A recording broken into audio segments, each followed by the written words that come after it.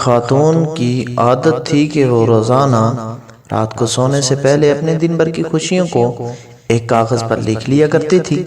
ایک شب اس نے لکھا کہ میں خوش ہوں، میرا شوہر تمام رات زوردار خراٹے لیتا ہے کیونکہ وہ زندہ ہے اور میرے پاس ہے۔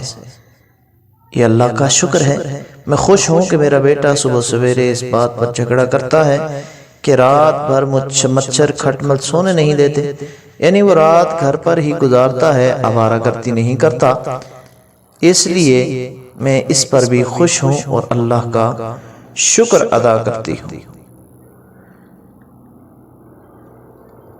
اور میں خوش ہوں کہ ہر مہینے بجلی، گیس، پانی، پٹرول وغیرہ کا اچھا خاصا ٹیکس ادا کرنا پڑتا ہے، یعنی یہ سب چیزیں میرے پاس میرے استعمال میں ہے نا۔ اگر یہ نہ ہوتی تو زندگی کتنی مشکل ہوتی، اس پر بھی اللہ کا شکر ہے۔ میں خوش ہوں کہ دن ختم ہونے تک ہو جاتا ہے، یعنی میرے اندر دن بھر سخت کام کرنے کی طاقت ہے نا، اور یہ طاقت اور ہمت صرف اللہ ہی کے فضل سے ہے۔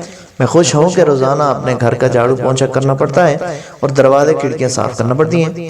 شکر ہے کہ میرے پاس گھر تو ہے نا، جن کے پاس نہیں ان کا کیا حال ہے، اس پر اللہ کا شکر ہے۔ اور میں خوش ہوں کہ کبھی کبھار تھوڑی بیمار ہو جاتی ہوں، یعنی میں زیادہ تر صحت مند رہتی ہوں، اس پر بھی اللہ کا شکر ہے۔ میں خوش ہوں کہ ہر سال عید پر تحفے اور عیدی دینے میں پرس خالی ہو جاتا ہے، یعنی میرے پاس میرے چاہنے والے عزیز رشتہ دار دوست احباب ہیں جنہیں تحفے دے کر سکون حاصل ہوتا ہے۔ اگر یہ نہ ہو تو زندگی کتنی بے رونق ہو، اس پر بھی اللہ کا شکر ہے۔ میں خوش ہوں کہ روزانہ الارم کی آواز پر اٹھ جاتی ہوں، یعنی مجھے ہر روز ایک نئی صبح دیکھنا نصیب ہوتی ہے۔ ظاہر ہے کہ اللہ کا ہی کرم ہے۔ جینے کے اس انمول فارمولے پر عمل کرتے ہوئے اپنی بھی اور اپنے سے وابستہ لوگوں کی زندگی پرسکون بنانی چاہیے۔ چھوٹی چھوٹی پریشانیوں سے خوشیوں کی تلاش کرنی چاہیے، ان چھوٹی چھوٹی پریشانیوں میں بھی خوشیوں کو تلاش کریں۔